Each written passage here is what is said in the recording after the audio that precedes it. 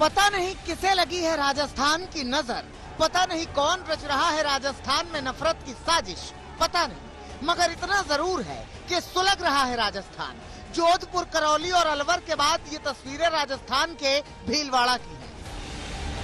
भीलवाड़ा में वैसे ही बवाल हुआ, वैसे ही आगजनी हुई, वैसे ही हंगामा हुआ जैसे करौली, अलवर और जोधपुर में हुआ था। आरोप है कि भीलवाड़ा के सांगानेर में बुधवार की रात करबला रोड पर बैठे समुदाय विशेष के 2 लोगों पर कुछ लोगों ने हमला कर दिया। उन्हें बुरी तरह पीटा और उनकी बाइक को आग के हवाले कर दिया। हमले के बाद हंगामा शुरू हुआ। राजस्थान के अलवर, करौली और जोधपुर के बाद अब अति संवेदनशील जिले भीलवाड़ा में भी सांप्रदायिक तनाव देखने को मिला। यहाँ के उपनगर सांगानेर में ये करबला शरीफ है, यहाँ रात को 2 बैठे हुए लोगों पर नकाबपोश लोगों ने हमला कर उन्हें घायल कर दिया। और ये जो आप देख रहे हैं, ये जो बाइक, जली हुई बाइक के अवशेष आपको नजर आ रहे हैं, इस बाइक को आग लगा दी थी।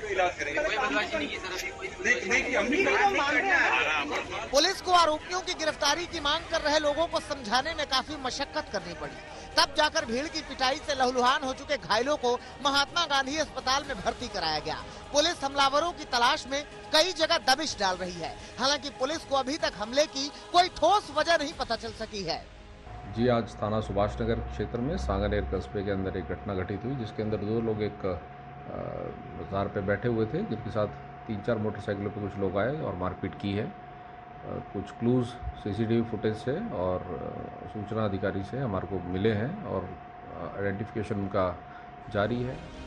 वारदात के बाद से इलाके में तनाव है। पुलिस लगातार फ्लैग मार्च कर लोगों से शांति बनाए रखने की अपील कर रही है। डीएम खुद हालात पर नजर बनाए हुए हैं।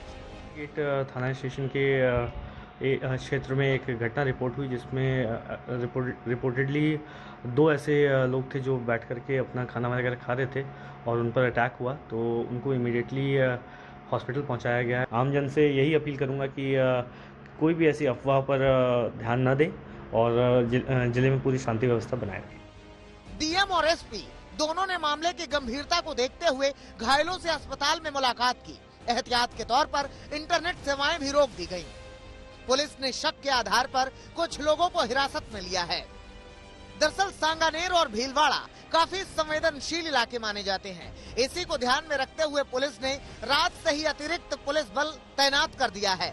हालांकि अभी हालात नियंत्रण में हैं, लेकिन तनावपूर्ण भी हैं। प्रमोद तिवारी, भीलवाड़ा, आज तक। इधर भीलवाड़ा में तनाव है, उधर जोधपुर हिंसा मामले में पीएफआई की एंट्री की खबर आई है।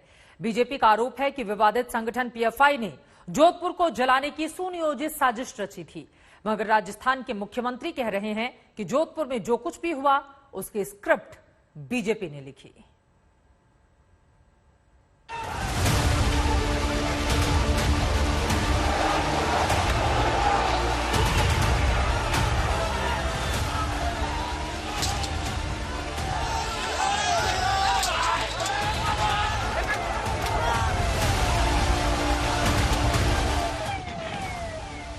जिस हिंसा ने जोधपुर का माहौल बिगाड़ दिया,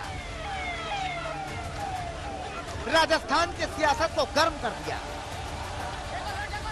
उस सियासत में अब पीएफआई की एंट्री हो चुकी है। जालौरी चौक पर भगवा और हरे झंडे के वर्चस्व की लड़ाई ने शहर की फिजा तो बिगाड़ ही दी, गर्म माहौल में सियासी हवा की तपिश भी बढ़ा दी है। बीजेपी का आरोप है कि जोधपुर में हिंसा की सुनियोजित साजिश थी। ये साजिश विवादित संगठन पीएफआई यानी पॉपुलर फ्रंट ऑफ इंडिया ने रची थी। आरोप ये भी है कि गहलोत सरकार ने इस मामले में जानबूझकर ढिलाई बरती। 2 मई की हिंसा के बाद भी इलाके में कर्फ्यू नहीं लगाया गया। इसी के चलते दंगाई 3 मई को भी सड़कों पर उतर आए। 2 मई की घटना के बाद किसी आरोपी को गिरफ्तार नहीं किया गया। कांग्रेस राज में ये पीएफआई जो संगठन है, जिस ढंग से राजस्थान में पैर फैला रहा है, इस सरकार के ध्यान में है, पुलिस के ध्यान में है।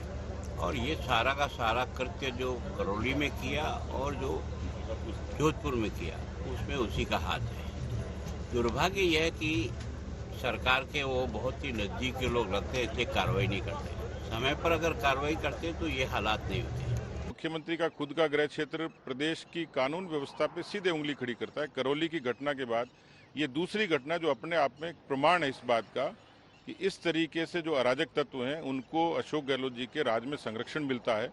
और वो इसलिए मिलता है कि पीएफआई का उनका प्रेम जगजाहिर है। वो कोटा में पीएफआई को परमिशन देते हैं, यहाँ रामनवमी पे हिंदू नववर्ष पर वो रोक लगाते हैं। 17 जिलों में 144 इम्पोज की, 107-16 की कार्रवाई की। दूसरी तरफ राजस्थान सरकार उल्टा बीजेपी पर हिंसा भड़काने का आरोप लगा रही है। खुद मुख्यमंत्री अशोक गहलोत बार बार करौली और जोधपुर में हुई घटनाओं का दोष बीजेपी के सिर पर मढ़ रहे हैं। ये तो इनकी प्लानिंग थी दंगे भड़काने की। करौली के बाद में जोधपुर के अंदर रामगढ़ में इनका खुद का बोर्ड है, वहाँ पे भी ये तो ठीक है। हम लोगों ने पूरा प्रयास करके टाइमली एक्शन कर। हालात तनावपूर्ण हैं।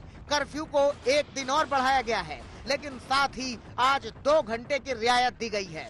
आरोपियों की धरपकड़ का दौर जारी है। अब जोधपुर एक बार फिर शांति चाहता है, पहले की तरह अमन चाहता है।